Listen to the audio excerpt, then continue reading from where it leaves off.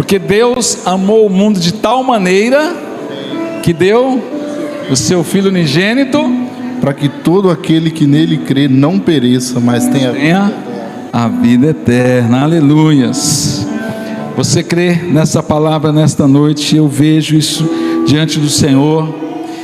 Louvamos a Deus e entendemos o propósito que Ele tem na nossa vida nesta noite. Amém? Abra sua Bíblia comigo lá, se você puder, pessoal, puder iluminar um pouquinho mais, pessoas que gostam de ler a Bíblia, nós vamos colocar no telão também.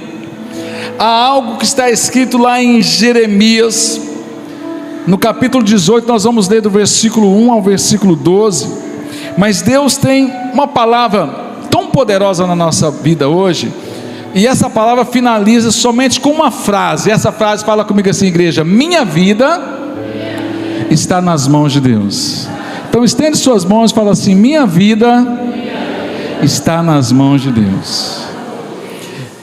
O profeta chorão, profeta Jeremias, o profeta chorão. A Bíblia fala, não teve homem que mais chorou na Bíblia. Nós não sabemos se outros profetas foram tão emocionais como Jeremias. A Bíblia fala que Elias também chorou bastante. Davi era um homem chorão, sabia? Davi era um homem quebrantado mesmo. Davi era quebrantado. Davi, ele se empenhava sempre numa devoção ao Senhor, uma entrega a Deus maravilhosa. Mas esse homem chamado Jeremias, esse grande homem de Deus, que ele viveu num período ali entre o rei Josias e a descendência do rei Josias, mas era um momento em que um grande inimigo ia chegar, ia simplesmente estraçalhar totalmente, ia arrebentar com o povo de Israel.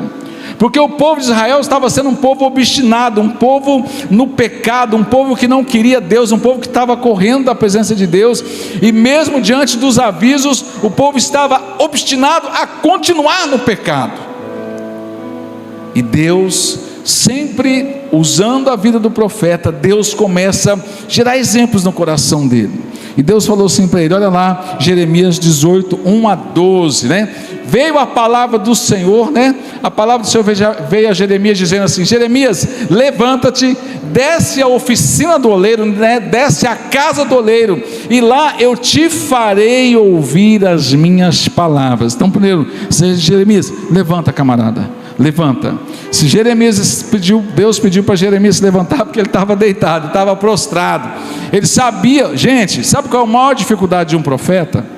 A maior dificuldade de um profeta é porque ele vê o que os outros não veem.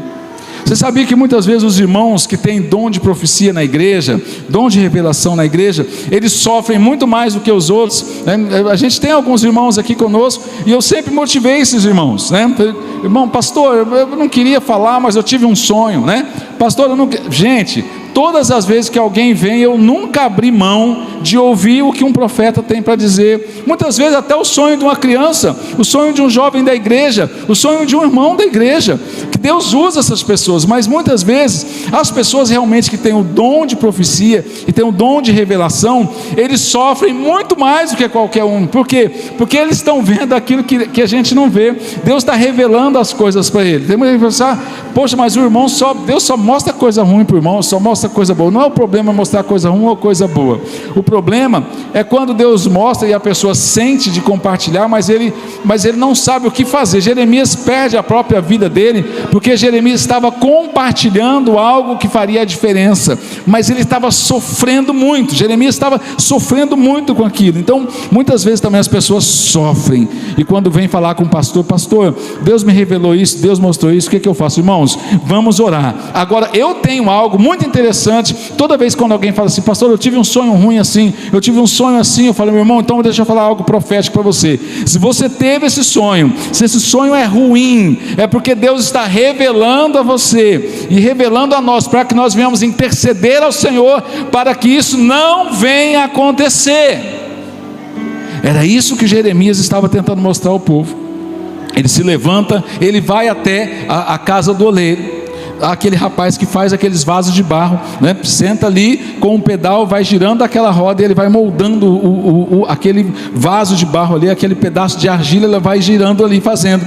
E versículo 3 diz o seguinte, versículo 3: eu fui à casa do oleiro e eu vi ele trabalhando com a roda. Versículo 4 diz o seguinte: mas o vaso de barro que estava formando estragou-se em suas mãos, e ele o refez, e moldando outro vaso de acordo com a sua vontade. Então, enquanto o rapaz estava fazendo ali, quantos de nós já vimos isso?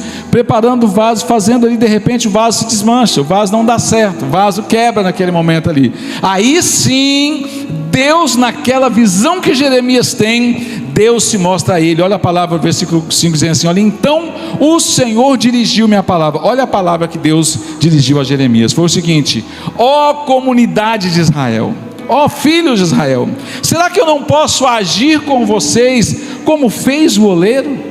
Pergunta o Senhor.